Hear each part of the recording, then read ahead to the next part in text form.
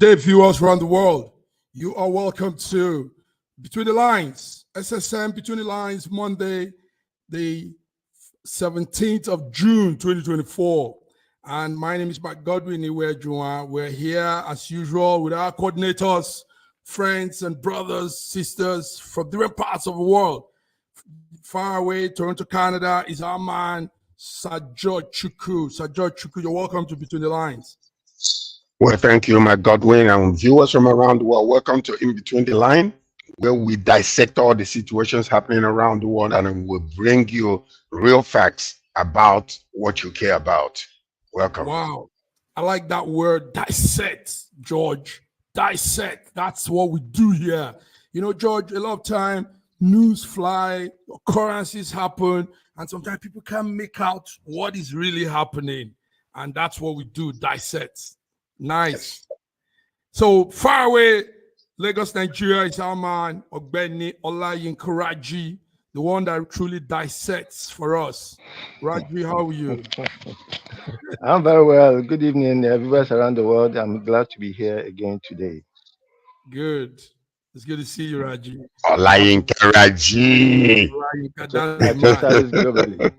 Guys, yeah, we can't be all bones. You know, when there are bones, God adds flesh to it. So with us also, it's a beautiful diva, our one and only Fiona Akanu from London, UK. Fiona. Good evening, viewers. Thank you, Massive Mac. Thank you, Sir George. Thank you, Sir Raji. It's a pleasure to be here. It's a pleasure. You're all welcome. She's a true diva, isn't she? George, say that again. Yes. I could see Olayinka Raji smiling from like Batman here when she shows up. That's the shape of my mouth, please. Listen, I love the lively atmosphere because that's what's happening in Nigeria now and most parts of the Muslim world. Muslims around the world celebrate the Eid al-Kabir. Nigeria declared holiday today and tomorrow, and many Muslims are using this to really, go through some sober reflection moments and also commemorate Prophet Ibrahim's willingness to sacrifice his son in obedience to the command of God. Raji, you are in Nigeria. How is Eid al-Kabir? How's the holiday? Well, usually it's almost always very, very quiet. Sober reflections, a lot of eating around.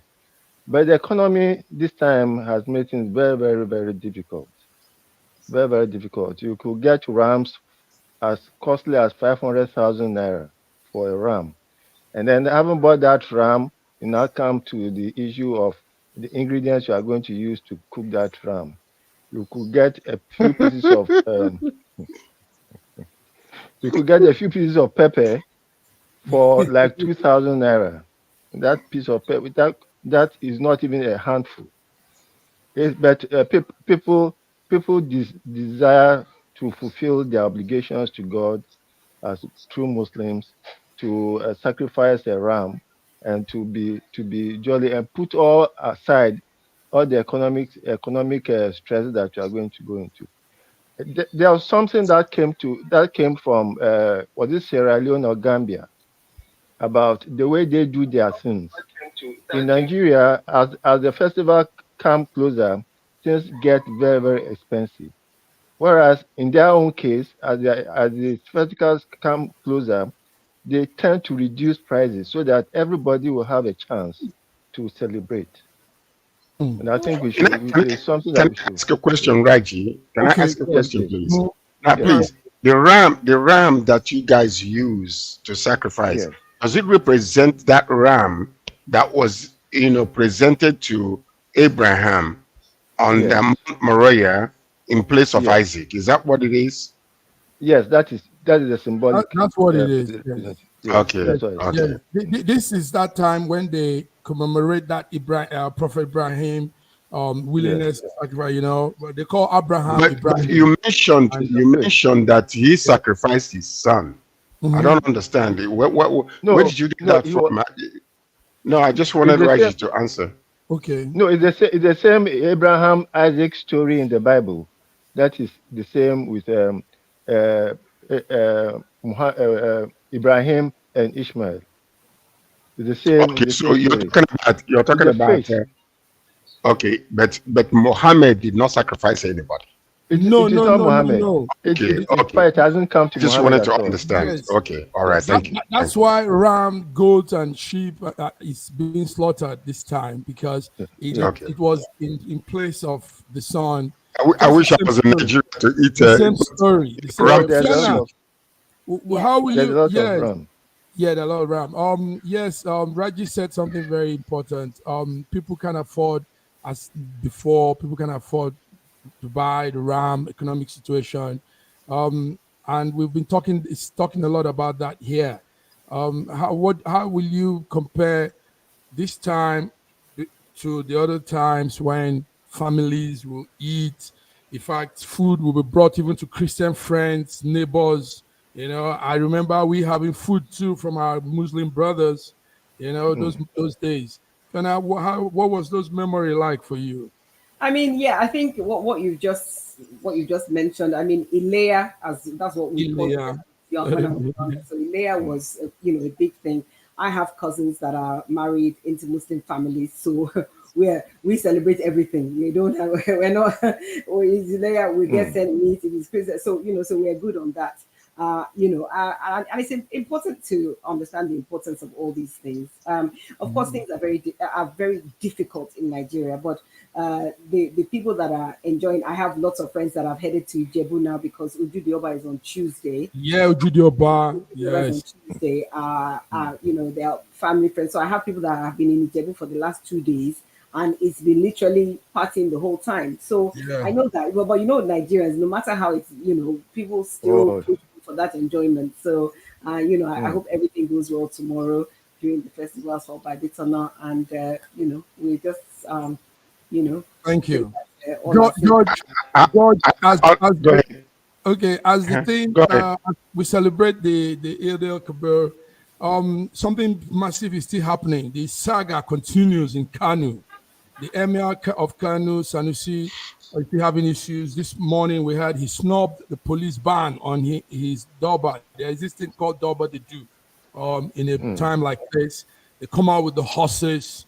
They have this very beautiful march and everything. So, George, we thought that whole Emir ship thing will be over now, but are you following that tussle? It continues. What do you have on that, George? Well, I think they have brought politics into the culture politics. and tradition of Nigeria, which is very, very sad. This thing is, actually, with a family, brothers, I mean, blood brothers, as a matter of fact, cousins, just fighting over, and then politics is entered into it. I think that they need to call elders in that area to sit down and culturally and traditionally sit down and discuss how to be able to just bring peace among these people and to ensure that we don't politicize this, because once politics enters into it, it becomes something else. But on that tone also, I want to extend my condolences to the people that lost their lives in Mecca during this Hajj Yes, because of the yes. extreme heat. We're We going just want to extend our condolences to to. those, and also wherever it is and whoever is there, to please make sure you don't die trying to appease whatever, your God and everything, simply because you want to stay in the sun. Save your life so you can be able to worship, because when you die, you're not going to be able to worship anything. So that's what we're going to extend, Uh, condolences to them. uh, uh, Hopefully that things will turn out all right. Okay. Go Mr. ahead, Mark, Reggie. can Yes. I make a point about that one? Okay. For some people who die in the Holy Land, it is probably a wish Oh. to die in the Holy Land. So Ooh. it's not so sad for them. Ooh. So I want to address Maybe they that have a direct path to heaven or to Al-Jannah. to Ghana. Okay. So it may not be it may not be an intention, but I It may understand. not be. It may not be an intention, but I understand what you're saying. Mm, I think that one of the things that, for me, has always been very interesting is that people say, oh, I'm going to Hajj, or I went to Hajj and everything, and people don't understand that it's also a grueling physical exercise. It's not just, oh, we don't do somewhere. It's grueling, it's long, it goes on for days. And in Saudi Arabia at the moment, they're experiencing 46-degree heat, Yes. and this whole heat, we had a doctor and also a media person who died recently in Greece. So this global warming thing is also a factor that's also part of this whole thing. So going on Hajj is a physically, it's a big commitment. It's really, it's what, even just walking around the Kaaba is it's and they do it several times. So for anybody that goes there and completes it and everything, it's really a pilgrimage. It's really a pilgrimage. And of course, as Sir George said, our condolences go to all the families there, because I'm sure that anybody going there having lost their life there, I'm sure that's not what the expectation was for their family. So our condolences to them once again. Thank you. Yeah, George, go ahead. Can I just say something? Yes. I'm hoping and I'm praying that our president, one, because of his age, number two, because of his medical situation, to please ensure that he disallows some of these things, that they gruesome things, because you have to work as there's somebody saying, when you're fast according to your medical condition. When you're driving, drive according to your weather condition. But in this particular case, we are praying that the president will not be susceptible to those type of gruesome exercise. We need him alive. We need him healthy. So let him consider his age if he's there, to make sure that he stays alive for us. That's all I'm going to say. Thank you, George. Yes, viewers, you're tuned in to Between the Lines Monday. 14 Jordanian citizens died while doing the Hajj pilgrim in Saudi Arabia. And like Fiona and George said, everybody, it's intensive heat that has caused that death. They said 14. And we are even hearing of about 17 other people missing right there in the Hajj. The Hajj is something very vital for Muslims. This year, it gathered about 1.8 million people, according to the Saudi officials' number. So, yes, we don't want death. Raji said it's a pleasure for some people. Some people find it as an honor. For some people, yes. That's an interesting one. Okay. So, guys, let's move on to other stories. So we've talked about the emir having issues. What happened today was the Doba, like they do on the Eid al-Kabir day, like today, got a lot of problem. Police came, they stopped the one they were doing in Kanu, and the one in Nasarawa was also put on hold. Because we now have two emirs, one in another state, one in another state. So, I mean, interesting. So, George talked about politicizing it. We hope you're listening to those concerned. But one thing remains: the Emir of Kanu. That's a very prestigious, very important seat, and we want sanity to come to that seat in our time. All right, guys, let's move on. Between the lines, viewers, between the lines, we want to look into something that is really, really serious. As at this evening, I still got update on this. Guys, cholera has come back to Nigeria and in Lagos, and it's killing people. Cholera has taken away about 15 people so far. Fiona, you are a lady. You're also health conscious. Do you know about cholera? Do you hear what is happening? Yeah, I have. I mean, it's very sad that in 2024 we're having cholera outbreaks. It's quite unfortunate. Usually it's to do with hygiene, sanitary conditions, water, etc., etc.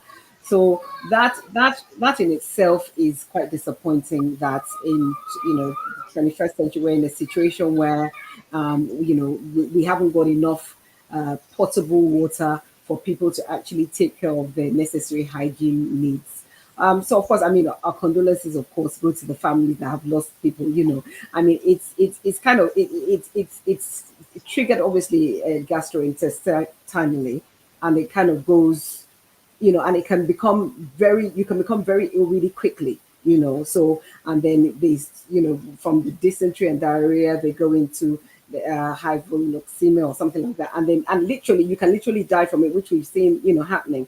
I don't know how robust the measures are on the ground for response to people that are presenting with the symptoms. I don't know whether, because when things like this happen, there needs to be a very rapid response by the states involved. And it's not just in Lagos State, though. It's actually across, I think, 30 states in Nigeria have had cholera outbreaks. So this is not something that we should just take, sitting down. And it's highly infectious as well. So, I mean, I think it's important that everybody's really cautious about everything that they do going forward, at least until, it's brought under control, because we would hate it to become an epidemic. That would be a real problem. I don't think we have the health resources to manage it. So, people have to be careful what they're drinking, be careful where they're drinking and eating from, because I know a lot of people eat a lot of stuff on the roadside, this, that, and the other, and we all know hygiene situation is not that great. So, my advice would be to really be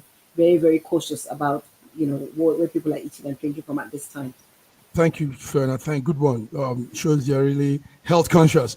Raji, so what's happening? I mean, in the 60s, we had the song back then, Ebenezer Obey sang about cholera those days. I remember as a little boy, early 80s, late 80s, that song played on the radio for a long time, telling people what to do, how to be conscious, take care of themselves.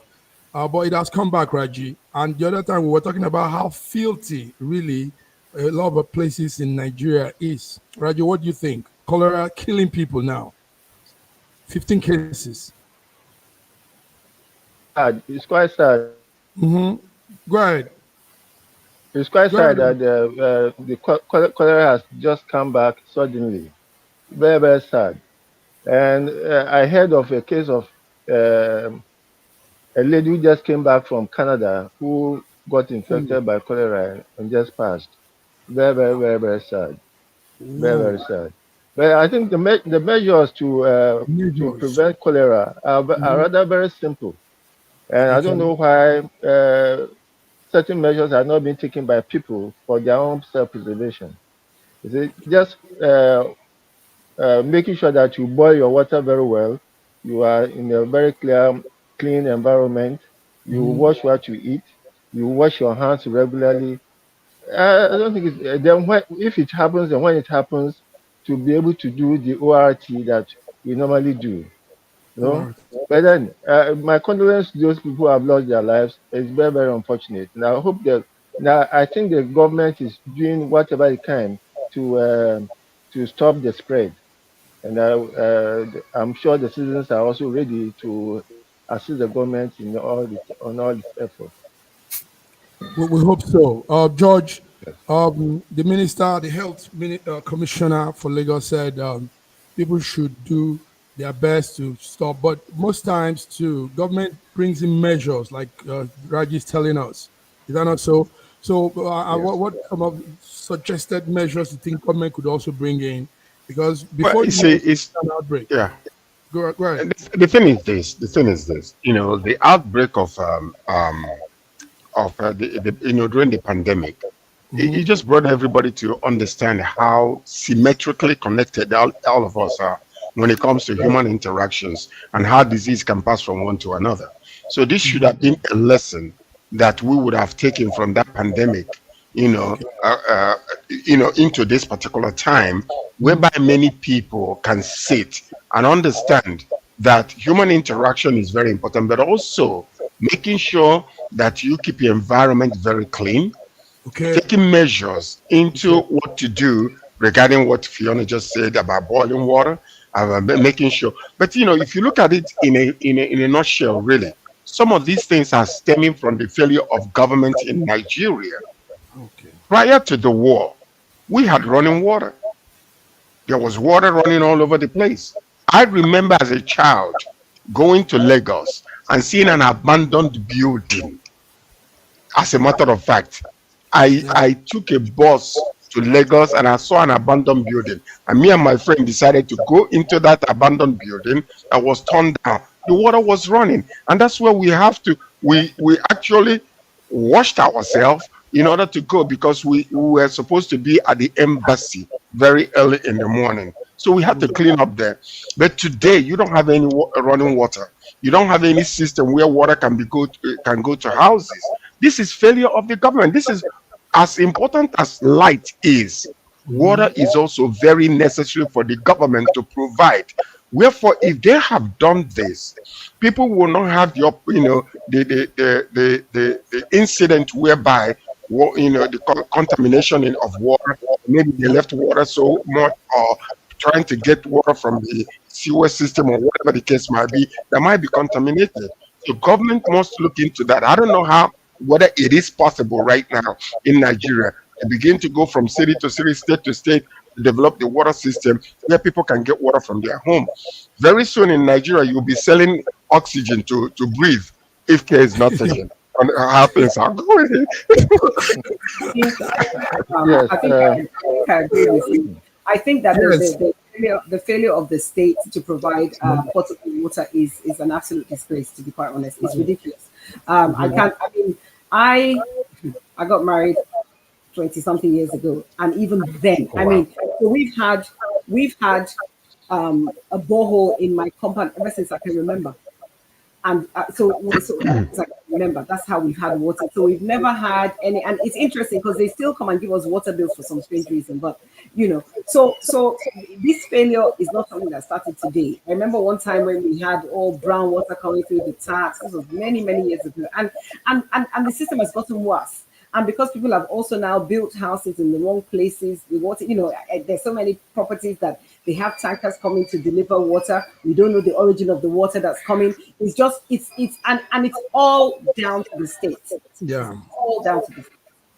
Well, before we continue, what we're discussing is very vital. But before we continue, George, they're telling us that the president is not in Mecca, he's not in Saudi, rather he's in Lagos, and this is him and he's some of his cabinet members that I can see. What's his name? The minister for interior. Is that interior? No. NSA. El Rufai. What's his name? Is it the House? No. Yes. No, it's not El Rufai there yet. Yeah, not El Rufai. That's NSA. NSA man, yes. The NSA. And I can also see the other man. Mila is there, and I think Fashola is also there, and some other people are there. So anyway, George, he's home. He's in Nigeria celebrating, so he's safe, obviously. But I thank God for that, because I want the man alive. I think he would have already performed Hajj at some point anyway, I'm sure. So yes. But I don't think he went to. No, I don't think he's gone this time. He will probably be in Ijebu on Tuesday, but I'm sure he's not. Okay. Anyway, viewers, that's it. Just came in because George was concerned. George wants our president to be sound, safe. We all do. We all do. Nice. Yes. All right. So, cholera and the situations around it, it's not too nice. We need to really check on this because. Okay. Another thing. Massive Mike, please.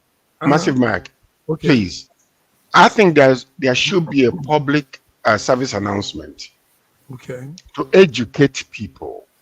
Nice. How this disease spreads from one to another. The same way during the pandemic. There were, information going from, on Facebook, on the telephones. They can actually use, the telecommunication companies in Nigeria, whereby, where people get information, and do a public service announcement to let people know how cholera spreads and what to do to prevent it. It doesn't cost that much for the government to educate people. I know we don't have what you call a medical system where people can go to the hospital. Huh? It's already been done. It's being done? Oh, yes, it's already been done. Awesome. Yeah. Okay. The government is up to it. Okay. Yes, it's already been done. Okay, beautiful. But right. more, Raji, more jingles. A lot. More news. A lot is being done. You sure? then why are people still falling for this? Listen, it's not just the A 17 people lot that is being done. That's why you have so 390. you don't have you it is not a serious matter now because they have curbed it. A lot of education is being done. Yes. Okay, beautiful. I mean, Public massive awareness is mark, being done. massive Yes. mark. No. Jingles and Raji, things. Yes. listen, Raji, I know you're on ground. You're on ground. Good, do your job. But listen, Yes. Raji, it's a serious issue. It's not what you're saying, Raji. You're in upper B, and It probably you is. don't know how hard it is. Listen, I'm getting the bulletin now. I'm going to put it out here now. It says it's critical. Is the way it's going. They say as at this morning was 14 deaths. Now it's 22. I just got this now while you're talking, and they said 480 cases of recorded cases. 420 suspected recorded cases now. So don't play with that. Don't say So now if you No. We want to blow the alarm. Let's tell them that listen, this thing can become a pandemic if we don't take time. It's not something we take lightly. so you see, I think your anxiety level is much more than what is on It's not ground. anxiety. I'm assuring you. As you're talking, I'm getting my bulletin here. I'm getting my I cables can here. assure you, you mentioned that I'm on ground. Yes. And it is not that yes. So we look at the ratio. We look at the ratio of deaths against the general population, and we see that it's infinitesimal. But every life. Hold on. Every life matters. Let me go on. Every life matters. So government is doing everything it can do to stop it. Okay. It has not gotten to the everything is doing. Yes. I agree. The government is making public service announcements, but I don't think that we can talk about government it. is doing everything it can to stop it. But I don't think we can talk about it enough because the virulence and the speed at which this thing can spread is the issue. It's not that the government is not doing anything, but we need to do something about it because it can spread like wildfire. And that's the issue. And guess what? Hold on. Let me finish, man. Let me finish. Okay, so if I'm in my house, I will feel quite okay because it's me, 3 other people in my house. But imagine people that are 6 in a room, 10 in a room, sharing the same bathroom, toilet, no running water. So the potential for this to become an epidemic like that with 80 million people in Lagos is something that we can't imagine. And the government is aware of it. I don't think we can. Let's just believe that because you remember government is doing everything it can do. But you know why I got a little bit anxious because in the morning the death number was 14, but this evening is 22. Do not panic. Can I say something? Can I say something? Massive Mark. Listen to this. If the government is reporting 14 and then it's 20 something, you 22. Can be well assured that it's over 1,000 as we speak. Okay. It is not that bad. No data collection in Nigeria that can be so well that trusted. That is exponential exaggeration. No, it's not. Because how many people do you know that died in Dauda today that as a result of this? That there are no statistical data collection that can tell us the truth about it. How many people do you think, I'm from Akatolo in Imo State, how many people died of it today that cannot reach the government? So when we are talking specifically because there are no data collection that can give you a specific, because many people, somebody dies, they blame the uncle, but it's cholera that killed the person. And they're talking about the uncle poisoning them all. We are not that backward in Nigeria. You've been out of Nigeria for too long. Stop. I am here in Nigeria. I'm not panicked. You guys have been out. Your face is there's an explosion somewhere. We can't even tell people how many people. Yes, guys, let's go on a small break. We're having fun. It's Eid al-Kabir. Today's holiday in Nigeria and most parts of the Muslim world, and we are having fun here. So, guys, let's go on a small break. We'll be back. More to talk about. So many more issues around. See you on the other end. Hi guys, who join.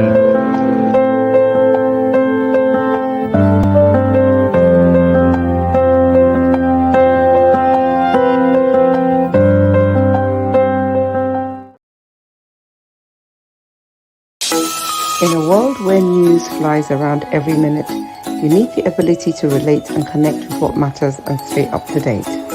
Schengen Story Media News Echoes program is Africans in diaspora and at home's leading English news network, one of the most trusted, respected sources for news updates on current affairs as they affect global Africa.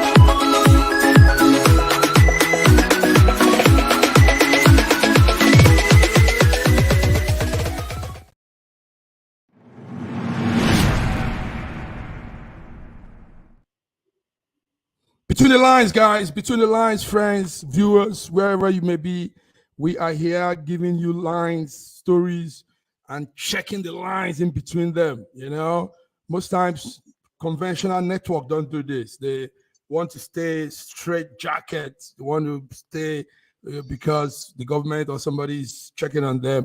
But we don't do. We're nobody's puppet. Georgia, is that not so? When nobody's So, puppet. and this is the reason why I love what we do, because Nice. number one is there is no news show out there where you get people from all around the world. Every part of the world. We have it in Russia, we have it in Ukraine, you have it in Germany, we have some in UK like Fiona, we have it in Nigeria, and we have it in North America. I'm from Canada. Look behind me and see the beauty of the Canadian. That's it. So this is it. So this is a place where you can get the real news, authentic news, unadulterated news, not being suppressed by any. But we know that some of us might be in countries where they might be able to suppress it, but we still bring it as authentic as it can be. In between the lines, we go deep. Thank you, George. So, beautiful. Thank you, viewers, for being with us. Yes, thank you, viewers. Let's talk about something very serious. The Nigerian Senate said they will support that 6 months. Remember that news we had some time ago that some House of Rep members came and said, let's have this 6 years single term for presidency and governors, and let's have two vice presidents. Now, the Senate is saying they will support it, but if Nigerians will approve.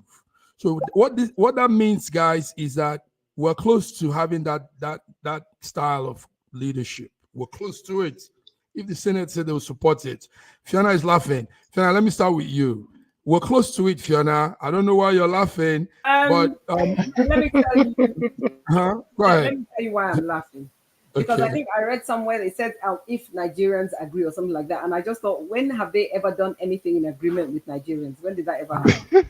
That's why I'm laughing, because I find that quite a laughable statement that if Nigerians agree, we have been treated as if we're nobody, our opinions don't matter, they just do whatever they want to do. So that statement in itself is what I'm finding funny.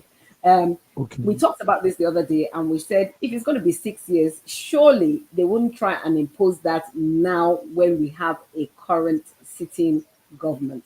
If they try to do that, which will mean extending from 27 to 29, am I right? Yes, to 29. I mean, that will really fly in the face of anything proper, in my opinion.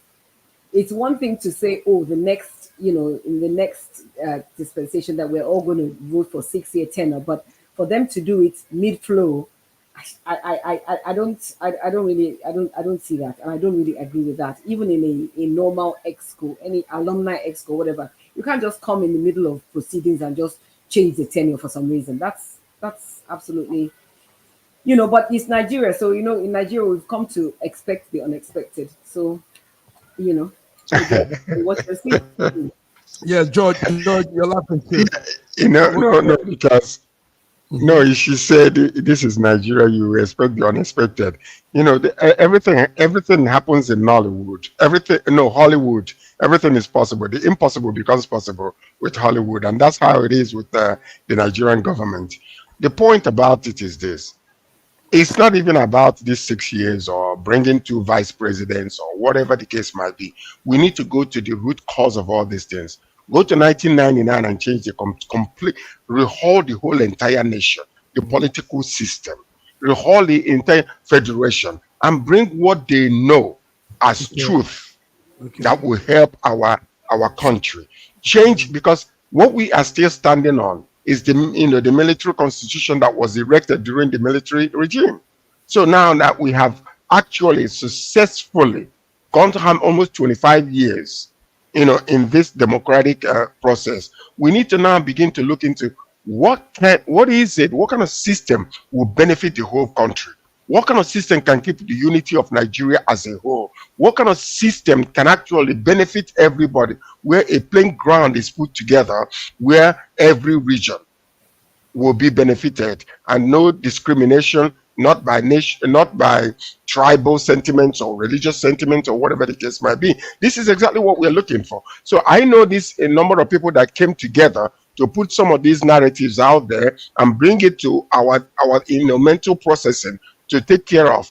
We need to go back to 1999 and change the constitution, because the people who put that constitution together were the military. And number two, most of the things that we are riding upon is the coattail of the the kind of government that we have rejected. So now that we are in this process, let's do it, and do it once and for all. So Nigeria can stay as one Nigeria, and it will benefit everybody that is involved. Can I speak to what you just said very briefly, only for a second? So go ahead. I understand what you're saying, Sir George, and I align with what you're saying completely. And I think we will be better placed if we focus on that than creating different states, changing our national anthem, doing all those things, all under the umbrella of a rebrand. Perhaps we should start with the core, which is the Constitution, and start the rebranding from the core, as opposed to starting it from all these layers that are not really that significant at this time. So I agree with what you're saying, Sir George, 100%. Okay, thank you, Fiona. Viewers, what you're seeing is the session where the House of Senate President said, if the public will agree, they will approve. I want to ask you, Raji. Nigeria we don't understand referendum. There's something called referendum in governance, where the people vote for a particular choice or plan or something. We don't do those things in Nigeria. We only come to vote only for voting days, and but referendum is where you now have that collective approval from the masses. So maybe a referendum could settle this, because somehow this sounds good to me. This way, governance will also be controlled. It won't be like that 80, because we know once a leader comes, the presidency comes, it must stretch to that 8 years. So what do you think, Raji? A referendum for the citizen to approve this? First and foremost, you see, there are constitutional processes for changing the form of government that we have. So all these 6 years for 2 vice presidents, it's just like a suggestion. The current National Assembly cannot do anything to affect the tenure of the current government. If anything is going to happen, it may happen in the next 8 years, not now. So I don't think we should spend too much time on all these things. But there are various ways of change. There's a process to change the constitution. But then what that they are doing is just like patching a concrete building with a khaki. It won't help. First and foremost, as Sir George had mentioned, we have a very faulty constitution.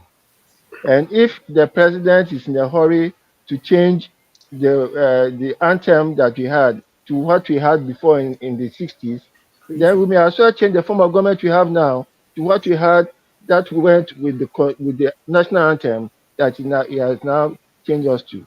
And what we had then was the original and true federal constitution. You see, the destruction of Nigeria happened in 1962. On the 29th of May, 1962, when Balewa, whose ambition was just to be a village headmaster, was forced upon the country as the prime minister. It was way, way, way beyond him. That state of emergency that was declared in the Western region at that time was the basis of the problem that we have up to today, because that destroyed the true federalism on which the country started. The military came to bury the corpse, but the real damage happened in 1962. So if you want to go to do anything, we have to go to pre-1962 when the damage started. The best government system of government for us now will be a system of true federalism. But unfortunately, the military has come in and balkanized the whole country Okay, thank you very much, Raji. by creating Yes. states. No, by Mhm. creating states along some very, very confused method. So and then we have to roll back all these states. But meanwhile, they are thinking of creating 14 more states. So we live in a confused environment. And unless we are very serious about making a nation out of this country, we shall go on continue to be bumbling and falling and rising up and then battling for democracy all the way and not going anywhere. Thank you. You went deep on this one. Okay. Anyway, viewers, that's it. The Senate says it will support the 6 years single term for presidency and governors in Nigeria only if Nigerians will approve. And Fiona said they don't even make us. In fact, they say only if Nigeria, as if they have a means of making them come do the approval. So, but we are suggesting to them learn how to make referendum, get the people prepared, do this thing. Yes, they can, George. All right, guys, let's they go can. yes, they can. Let's go to something also very serious. This will probably be a center topic for us all because it affects us somehow, somewhere. And that's the issue of climate change. Now, listen to what happened. Yesterday, I was in a discussion with a forum, and a Kenyan farmer, a Kenyan boy, is a farmer, and he's been saying for some time now. That's his picture there. That's Jasper Machungu. Jasper Machungu. He is a farmer. He has been saying for some time now, and he has been denying this whole thing called climate change. Da da da da da. And this is 29-year-old Jasper. Now, I spoke with some farmers too from different parts of Africa, and they are all saying the same thing. They said, "Listen, there's all of this is just some people making money out of it. That they have been in farming, they've been in this whole environmental observance, and they don't really see anything like that, like what the whites are saying, Europeans and the West and America and everybody's saying." So I don't want to say my own words. Let me start with you, George. George, do you believe in the fact that the climate is changing? Do you believe in this fossil fuel, all of this whole story, or is it a scam? Okay, listen to this. Listen to this. Mm-hmm. I don't care what religion you belong to. We believe that God created this planet Earth that we're living. And we believe also, even some Muslims believe that Adam was the first man. But when Adam was put in the garden, God gave him a commandment to tend the garden, protect it. So from that time up until now, this is almost 6,000 years, we know there's so many changes. Technological advancement has brought about a lot of things whereby our climate is being interrupted from the way that it was originally created by God to have. We have a lot of pollution. We have fossil fuel. We have vehicles that are doing a lot of things. The point about it is this: if the earth was left the way it was originally, yes, indeed, we don't have any issues. But it was not left the same way it was at the beginning. or intended by God. The fact is that the will of God is hardly done on earth. Man's interruption into the creation has changed a lot of things. And therefore, we know from what we are seeing, what's happening in Mecca right now, and what's happening in a lot of places, that because of man's interruption in the process and the way God created the earth, that so many things have changed. So we know that there is that global warming. This year in Canada, we hardly had any kind of winter. Snow fell only 2 or 3 times. Originally, it used to be much more.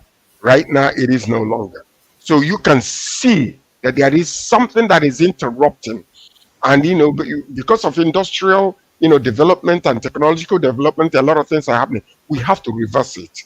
And believe me, from the way things are, if we are not careful to contain or to change the conversation about plastic on the rivers, in the waters, and the effects of it in our system, it is going to be dire. The question, when Adam was first created, there was nothing like nuclear weapons. Today we have it. One place of a button can wipe out a third of this world because of what? Nuclear armaments. So we have to be very careful. In that same way, we know that Russia can press the button, America can press the button, or even North Korea can press the button and wipe out a 3/4 of the world. We have to be careful the way we operate and ensure that there are some restrictions in the way we live in order to accommodate ourselves, to allow trees to grow so that we can have enough oxygen to breathe. So that's where I'm going to stop for now. That's where you're going to stop. Yes, Fiona. What scientists are saying is they've proved that the Earth is heating up because of greenhouse gases that is emitting into the atmosphere. But what this young man is saying is that warm climate is good for life, is good for us. And that warm climate is not coming because of any of these things like George have said. He's saying that this is how the Earth is moving at this point in time. I know for sure that when the climate discussion came up, it was more like, but before we continue, let's bring in our man, Godwin, Moscow, Russia. Godwin, how are you? We can't hear you, Godwin. Godwin, touch your mic. Fiona, that's it. So the man is saying, it's the young man, Jasper Machungu, is saying that the whole thing is like a hot. Hello. Okay, Godwin. Thank you so much for having me. You're welcome, Dr. Godwin. So, Fiona, what's your take on that? What's your take? So I'm not a climate apologist, but I do. You don't have to be. I do feel that we have to do better. I think we have to do better when it comes to the environment. However, I think governments will also do well to be really transparent about what is actually happening.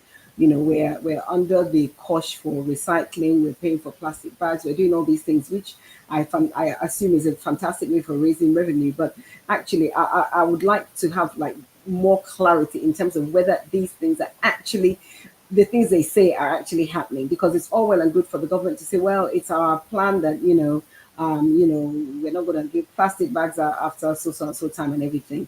But what I want to really understand is all this landfill and everything. Are things really? Is there at the core of it? Is there an actual change? 100%. I think the drastic we've had over the years, there have been drastic things that have happened with the weather, but I think the increased frequency of this more horrific and terrifying weather phenomena is a clear indication. And it's not just about heat, because global warming is not just about heat, it's also about rain, it's also about water. So I think that there's definitely an argument that would agree with the fact that definitely there is something is happening with the climate, definitely. I think that's and I think if we are clearer on what we're actually supposed to be doing to help, because we need to safeguard it for generations to come. Probably people like me, it's whatever, I'll be fine. But my grandchildren, my great grandchildren, etc., etc. We want to make sure we're living in a planet that they'll be able to at least walk and breathe. I remember during COVID when we didn't have planes overhead, etc., etc. It was quite interesting. where I live is quite suburban, shall I say. And it was really interesting to actually wake up, and it was like bird song, and it was like, it was actually quite different. It was actually, it was actually significantly different. So, I mean, there's definitely an argument that, we're impacting the environment. There's so many of us out, in the world at the moment. So, whatever can be done to educate and make us kind of look at it as a from a systemic point of view, I think will be helpful. Yeah. Okay, systemic point of view. Raji, you and I Yes, stay sir. on the same line on this whole discussion. I Mm, know some of mm, the people you listen to; they are my friends too. From mm, the onset, Raji, um, I knew Al Gore started this whole thing. I knew it was a ploy. It wasn't. He didn't have real, um, authenticated reasons to start it up, but he ran with it. And our man Dan was saying he was the first to come up with that. So what's your take on this whole climate thing you with see, what the is African it, boys say? is it- now, what are the whatever it is that is supposed to be causing global warming? I Mhm. think it's from carbon dioxide. Okay. And Okay. then you see, we can actually look at what happened in 2020 when there Okay. was virtually no vehicular movement across the world. Yes. No planes were flying, no COVID. cars were hardly moving, and we are not burning fossil fuel. Hmm. However, it was noticed that the carbon dioxide content of the atmosphere increased. Okay. The same thing happened in 2008 when when there was some economic downturn that constricted people from moving around. Carbon dioxide increased. Now, let's look at the science of it. What is the percentage of carbon dioxide in the atmosphere that people now are worried about your carbon footprint? Do you believe that the carbon dioxide content of the atmosphere is 0.04%? 0.04, not even 0.1, 0.04%. And how that amount of carbon dioxide could affect the world is still beats me. Now let's look at what they said was that sea levels were going to rise. Sea levels were going to rise. Okay, now we look at London, look at Florida. Bankers are the people who are almost always aware of putting money where they can always get it back in multiples. But you can see that currently investment in coastal estates around Florida and London has increased. Bankers will not throw their money after an area which is going to be submerged underwater in 10 years, in 20 years. So I don't see, and then there's no way we are going to go away from fossil fuel, from petroleum and oil, because the cost of charging a single EV is equivalent to 200 homes use of electricity. We can't Mm. produce enough electricity to charge any EVs. So forget about it. And meanwhile, even Okay. making solar Yeah. panels is from Yeah. fossil, who Thank you. call Thank fossil you. fuel. So Yes. there's Thank no you. escape. Now, Godwin, it's good you Yeah, let's joined. hear from Dr. Godwin. Yes. Yeah, let's hear from Godwin. Godwin, we're talking about fossil fuel, we're talking about global warming, and a young Kenyan farmer that came to say that all of those stock is a hoax, it's a ploy by the West to keep Africa poor, like he said. What's your views on that, Godwin? Well, there's no question that there's climate change in terms of global warming, to be precise. But while carbon dioxide is a contributor to global warming, It is not the chief cause of global warming. We have anthropogenic factor, which is industrial revolution and the release of global pollutants, which have helped to increase like CFCs, chlorofluorocarbons, which have helped to increase the temperatures, global temperatures. So it's not chiefly CO2, but the the climate change extremists and propaganda will have you make you believe in terms of that to push an agenda. I'm not saying this to right. I'm saying to those who are really every day, fighting for this. But it's important to note that while there's increase in global warming, there's no climate emergency. And all people who also say that there's climate emergency are part of the aggressive market economic driven propagandists, because yes, there's global warming and consequences, but the world has always experienced climate change. There's been cold cycles, warm cycles, there's been ice age, no doubt about that. But Different this is a stages. situation of global warming. I also want to add that the figure that is being quoted, like 97% of scientists agree about global warming, for example. This was based on a study for which just 12,000 scientists took part in. So it's not really representative. We should always allow all sides to speak, because we saw it with COVID. While COVID is real and the vaccines helped in some way, but there were lots of health concerns that were raised up with the vaccine, and the fact that even after the vaccine, it was still possible to transmit the disease. But those independent voices were put on a leash, and everyone was forced on lockdown. So it's always good for us to at least also listen to both sides, including climate deniers. Nice. Thank you. Can I say something? Can I just have just a simple addition to it? You see, one of the things that when we deny climate change, if you go to China today, there are certain places like Wanzhou. When you go there, every friend of mine who's a business person that have traveled to that place, I have had reports about the breathing situation. Even the atmosphere itself, the color of the atmosphere, most of them will stay indoors, because when they go there, people that suffer with asthma will, it will increase the intensity of it. Dr. Ibe, you can tell us a little bit about that. So to say that there is no climate change, because God created the earth the way it's supposed to be, and therefore He knows exactly. Mankind has already put his footprints on the earth, and there are so many advancements. It's just like saying, "Oh, nuclear weapons are not going to kill anybody," because man have developed nuclear weapons. Just press the button and find out whether it's true or not. It is true.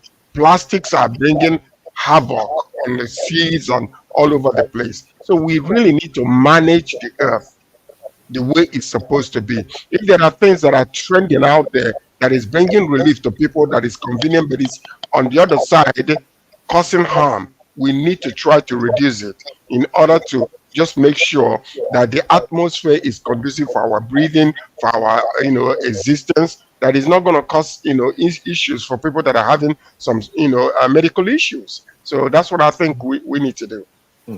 Yes, George, we're with you. Take note that the angle you're going to is reasonable. Checkmating excesses, damaging the environment. That's important. That is yes. That's a good point. That's the main point. That's the main point, guys. But not emergency running up and down. Yes, everybody taking away their freedom. And also lockdowns because of fictitious emergency that doesn't exist. Thank you. So George, don't get us wrong. No. I'm with you guys, but it's just that don't deny the fact that there is the existence of changes in the atmosphere. I'm not with the tangents that are running crazy, going like there is we're gonna all die tomorrow because of global warming, or the case might be. No, we have to be in the middle. We have to be balanced like in the way we approach. The little girl behind me here, the little the Norwegian Finnish girl or something. Okay, fellas. Greta. Good. Greta Thunberg or what? Yes, Greta. good conversation. We'll continue with this conversation because this is human. It affects us, like you said, and such things should be said. But we also have to say that yes, environmental sanitation, environmental consciousness, keeping our environment clean is important. Everybody, we need to check on that. Godwin, tell us briefly, very fast. Russia says it will cease fire if Ukraine withdraws troops from the four region. Is that true? Putin newsrooms are saying that Putin announced this on Friday. Is that true? Well, these two topics are very, very related because you can see the hypocrisy glaring at you. So one people say they care so much about the weather, Paris Climate Accord, but yet the sponsor was like no man business, and the military industrial company just milking the citizens as much as possible for their own pockets. Now, concerning what Russia would do, recall that Russia and Ukraine had reached an agreement in Istanbul before it was torpedoed by Boris Johnson, ex-PM of the UK, and it shows that they can agree, and it shows that there's a middle ground somewhere. But we understand that right now it's in Ukraine's presidential decree not to hold a negotiation with Russia, and the summit they had, Russia wasn't invited. It was attended by a minority of countries, so it wasn't really something to take serious. But Russia has also released its own peace plan, and let's see what the way forward will be. Nice, thank you. Okay, guys, let's round up with let's round up. Let me just make a comment on that. Okay. See, we need to really, when we take away, all this international diplomacy, take away everything that politics is playing, and come to a common sense negotiation, you will see Russia will agree, Ukraine will agree. But it's the interruption and the interference from all these political, war affairs that are just interrupted. And then they're fueling a lot of things. I believe that Russia and Ukraine, they are brothers, for goodness sake. These people are hewn from the same stone, whether we like it or not. It's just like what's happening in Kano today. Let's allow common sense, bring elders to sit down and bring sense into that place. This is exactly what needs to happen. People are dying. The way it looks right now is practically impossible for this war to end. But if the world will step aside and allow Ukraine and Russia to sit down, you will see that they will come to a common level of understanding that will be profitable to both two nations and the world at large. I'm telling you. That's my own take. Sorry, but Gordon just said it. Before the war, there was an agreement, and there was not going to be a war. Now there's a war, and there's a presidential decree against Ukraine negotiating. So, and then the meddlesomeness US let's go back to that common sense where the two nations will sit, and I guarantee you they speak the same language. They will come to a level of understanding. Let's just take away guys, this international. I want us to. Thank you. I just wanted Gordon to give us an update on that. I want us to end with something that's more that concerns us as Africans and the people. The G7, like you all know, was held not here, right where I am, and I was on the media side following up. Now they committed about $420 million to Africa. I was giving to Africa, and for infrastructure, for some things they said. Now this is the between the line gist here. Now listen to this, guys. We say we want to be independent. We say we want to do our thing. We blame the West for interfering in our lives and our development.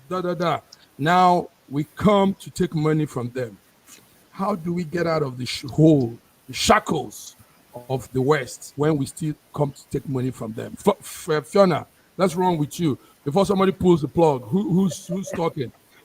I mean, how do we get away from the shackles? I mean, whilst we're still being run by a bunch of selfish people that don't really have their people's interest at heart, I don't know that that's going to happen. I think that there's still too much dependence, codependence on all this funding and all this money that comes from external sources. We need to look internally and start to negotiate amongst ourselves much better. Until that happens, we're going to be doing this for a long time. Until that happens, we'll be doing this for a long time. Raju, do you agree? How do we get out of this? Africa's problem is like a man who has a yam, who has a knife, who now gives the knife and yam to somebody else and start going to the person to get a piece of that yam. The moment we refuse to start taking AIDS, and that the AIDS we take is worse than the HIV that comes with it.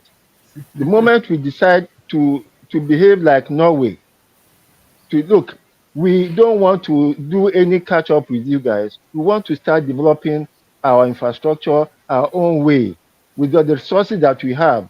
We don't need your help. After all, we have the resources that we have the resources. Why are we looking for aid? Okay, before George and Godwin round up, let's see comments coming in. Monday, Dakoro. Monday says, NATO, when we were talking about the Russian thing, when Godwin was giving the update, he wrote, NATO is the problem. And NATO, somehow that's true. Now he has also said, they, the West, should keep their valueless paper money and leave Africa alone. But Monday, it's not them. We go to meet them. Right there in Puglia, where this G7 was held, come and see all the African leaders running up and down, you know, all black people running like rats, you know, to come and collect money. Godwin, let's hear from you. So this is what has happened. 420 million investment has been given to Africa by the G7, and they say they want to make more infrastructure there. They want them to do it, and also follow the green energy plan, and all these things. We just keep putting us on a chokehold. Godwin, you know, you can't blame a hungry lion that you've invited to dinner and that is munching on his meat that you brought. You can't blame the hungry lion. Look, our main issue is we've been divided and conquered. When Nigerians come together, when we have disagreed, we all agreed in all parts of Nigeria that we have suffered enough, that we really have suffered enough. That it's time to put away all differences, all other differences not concerned with this suffering. Tribal, religion, it come from my side, it come from your side. We remove everything and we say enough is enough. No, we cannot have this anymore. We bring, whether it's from your side or from my side, we don't care. Just somebody that we know that have our interests at heart, that is not compromised, that cannot be blackmailed by any side, by West or by the East, and that have the people at heart. Once we reach that stage, that we know that nationalism has trumped tribalism, has trumped other forms of factionalism, even party politics. At that moment, that is the beginning of a revolution, and that's the beginning of a new Nigeria, because nobody will be able to buy us for silver and gold.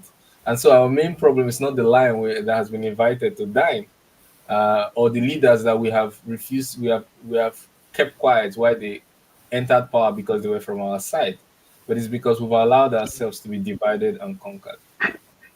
That is true. That is very, very true. Powerful. Powerful.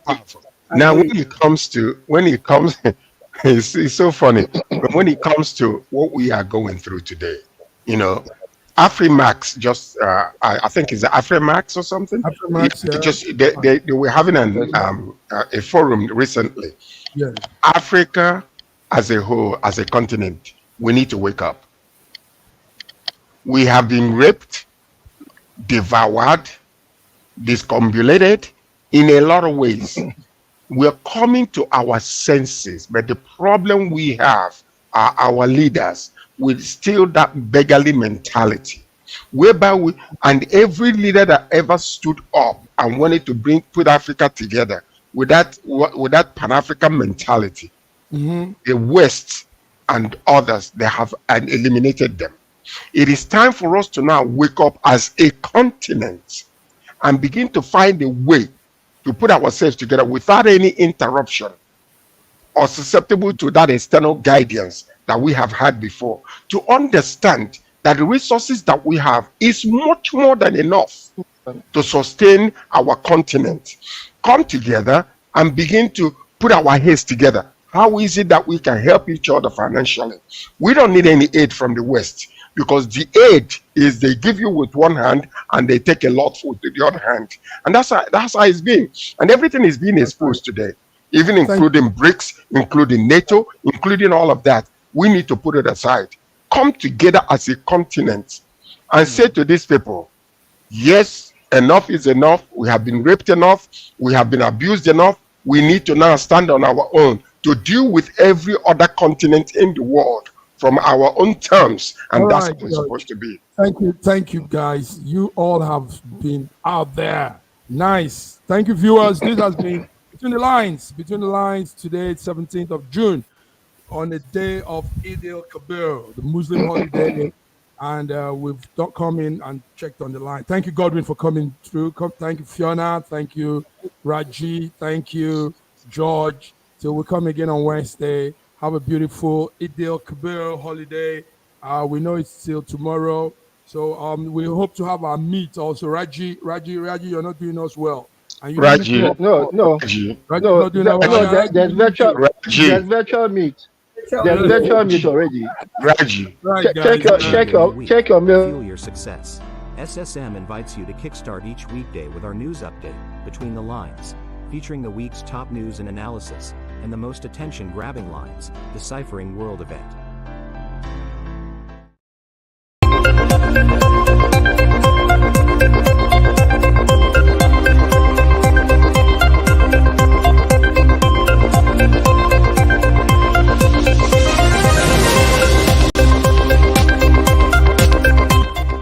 SSM News Echoes Between the Lines is a lively conversation program on news updates every Monday at 8 p.m. UK time, 8 p.m. Nigerian time, and 9 p.m. Central European time, giving real-time updates as they